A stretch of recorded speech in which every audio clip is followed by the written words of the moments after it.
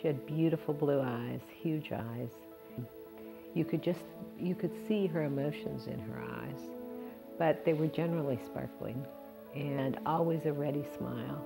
Lisa was the one that would bring little presents to Mom that she would make. She was just a loving, loving little girl, and she was my very good friend. She'd come home at night and we'd sit and we would talk about everything that went on, or every day after school. She was just a very loving child in every way. Lisa was just the happy middle child. She wanted everyone to love her, and she loved everybody, and she was always the peacemaker, got good grades. Lisa's best features were her laughter, her kindness. She was a beautiful girl. She was a wonderful daughter. She had her older brother who she thought was just great. And she and Kristen were really good friends because they were so close in age. She was very social, but she just had a very magnetic personality, and people loved her and she loved people. And so our house was always full of girls planning slumber parties. We had a lot of slumber parties.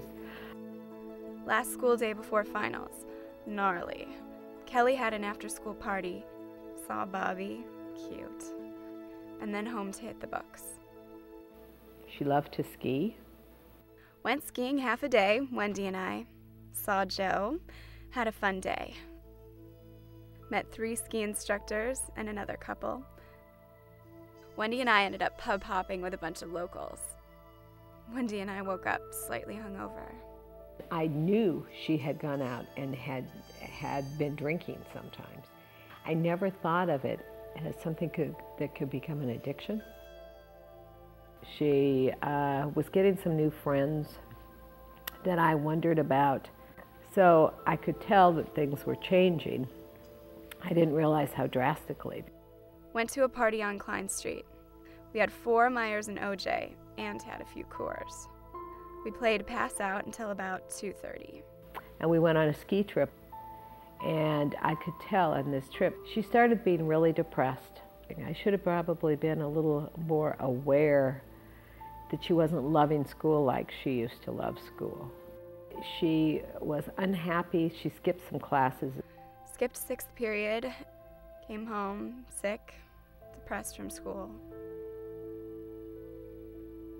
I don't think I'm emotionally strong enough to handle things. I've dug myself into a hole on my very own, and I have got to pull myself out. Life sucks. It's hard to believe I was that naive. But that particular night, she went out with friends, and she had drinks and had cocaine. I got a call at about midnight from the police that Lisa had been in an accident. They had been going 110 miles an hour, and the car had ended up on a wall, and they'd all been thrown from the car, and that she had run from the scene of the accident.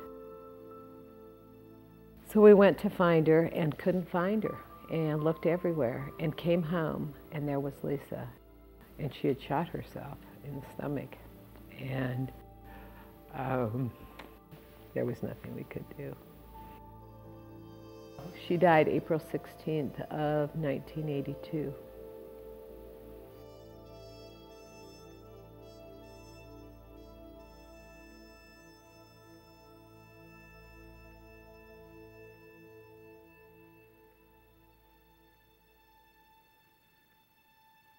You blame yourself, thinking, why was she so unhappy that she didn't want to live? I like to think I've helped some other kids keep from doing what she did.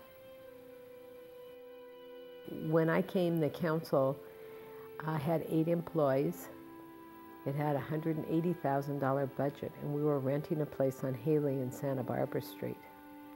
We had, 6 programs. We now have 20 programs. We have a wonderful staff and board and volunteers, and there was always a new challenge around every corner. This really had a feeling to me that I could really make a difference. and maybe help someone else's Go children. back to school on Monday. Are you excited to go back to school? How do you feel? The mentor program has now been in existence, I think, about 6 years. We'll get some tangerine. Everybody needs somebody, and there are an awful lot of kids out there that need someone that they can just talk to, that they can share with. Think of using your wrist. This child, just from the friendship of another person, can be made to feel very special.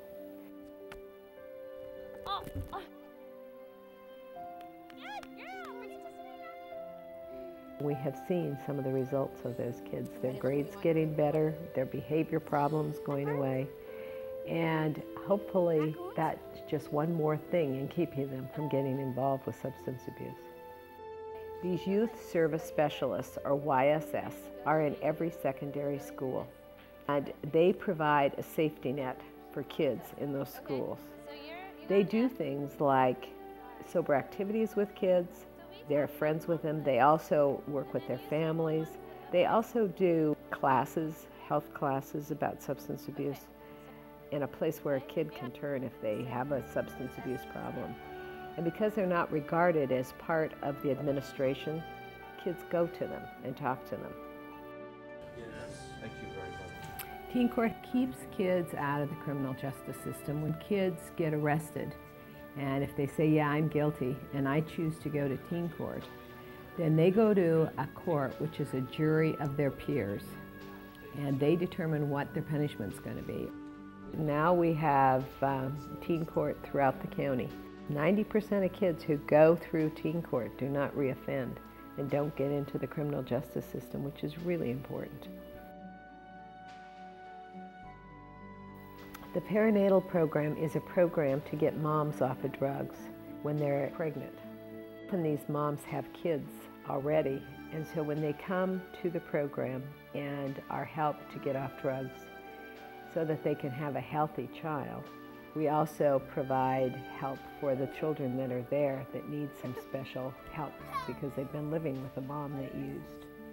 And if the mothers are clean and sober, they're much less likely to have a child with these problems.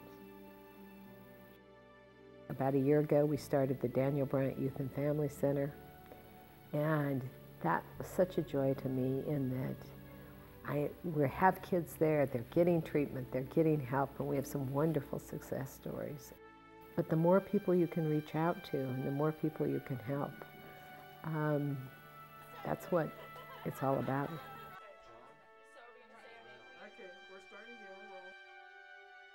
You don't have to lose a child in order to care about other people and to make things like this work. You just have to care. Because she cared. She cared about people. So she would have thought, good going, Mom.